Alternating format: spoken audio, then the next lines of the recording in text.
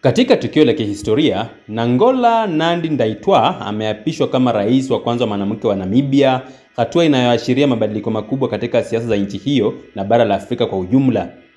Sherehe hiyo ilihudhuriwa na viongozi wa mataifa mbalimbali kutoka Afrika na kwingineko, ikiwa ni ishara ya umuhimu wa tukio hili kwa siasa za kimataifa na maendeleo ya kidemokrasia barani Afrika.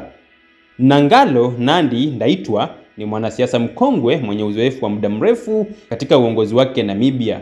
Kabla ya kuchukua madaraka ya urais, alikuwa makamu wa rais wa Namibia, waziri wa mambo ya nje, pamoja na mwanaharakati wa zamani wa kupigania uhuru wa Namibia. Amejijengea heshima kwa utendaji wake wa kazi kwa miaka mingi, akiongoza mapigano ya kidiplomasia, maendeleo na sera za kimataifa za Namibia. Katika hotuba yake ya kwanza baada ya kuapishwa, Rais Nandi-Ndaitwah alisisitiza kuwa alichaguliwa kwa misingi ya uwezo wake, sio kwa sababu yeye ni mwanamke. Kauli hii inabeba ujumbe mzito kwa dunia. Anaamini katika uongozi wa haki na wenye msingi wa uwezo, sio jinsia. Anataka kuvunja dhana kwamba wanawake wanapewa nafasi kwa sababu ya usawa wa kijinsia pekee. Anaweka msisitizo kwenye ufanisi wa uongozi na sio tu uwakilishi wa wanawake serikalini. Msimamo huu unaifanya Namibia kuwa moja ya nchi zinazoonyesha maendeleo ya kweli ya demokrasia, ambako wanawake wanapanda madaraka si kwa upendeleo wa kijinsia bali kwa sababu ya uwezo wao wa kuongoza. Hafla ya kuapishwa kwa Rais Nandi-Ndaitwah ilihudhuriwa na viongozi kutoka mataifa mbalimbali barani Afrika na duniani, ikiwa ni ishara ya umuhimu wa tukio hili kwa siasa za kimataifa. Miongoni mwa waliohudhuria ni Rais wa Afrika Kusini Cyril Ramaphosa, Rais wa Botswana Mokgweetsi Masisi, Rais wa Angola Joao Lourenco, viongozi kutoka Umoja wa Afrika AU na Umoja wa Mataifa UN. Hii inaonyesha kuwa Namibia inapokea heshima kubwa kimataifa, huku uongozi wa Rais Nandi-Ndaitwah ukitarajiwa kuwa wa kipekee na wenye mwelekeo mpya kwa taifa hilo.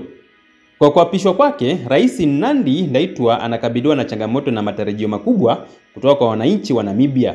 Baadhi ya vipaumbele vyake vikuu ni maendeleo ya kiuchumi, ambapo Namibia inakabiliwa na changamoto za kiuchumi, ikiwa ni pamoja na kiwango cha juu cha ukosefu wa ajira na utegemezi wa sekta chache za kiuchumi kama madini na utalii.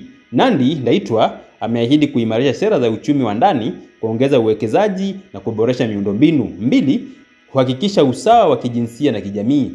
Licha ya kusema kuwa hakuchaguliwa kwa sababu ya jinsia yake, uongozi wake unatazamiwa kuongeza uwakilishi wa wanawake katika nafasi za juu za uongozi. Hii ni hatua inayoweza kuwa na athari kubwa kwa mustakabali wa wanawake wa Namibia na Afrika kwa ujumla. 3.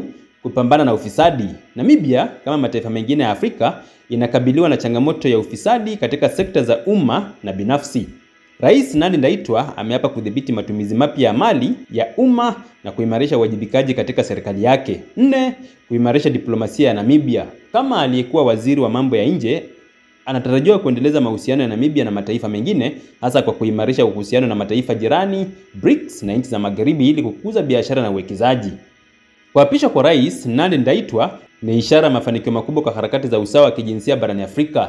Namibia sasa inajiunga na nchi chache barani Afrika zilizoongozwa na wanawake, ikiwemo Ellen Johnson Sirleaf wa Liberia, rais wa kwanza mwanamke barani Afrika, Samia Suluhu Hassan wa Tanzania, Sahle-Work Zewde wa Ethiopia, rais wa kwanza mwanamke wa nchi hiyo.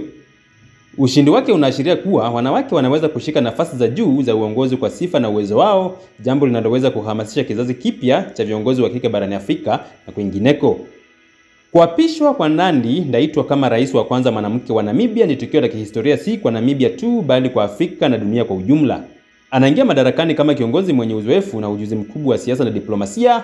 Ameweka wazi kuwa uongozi wake unazingatia uwezo na sifa, sio jinsia.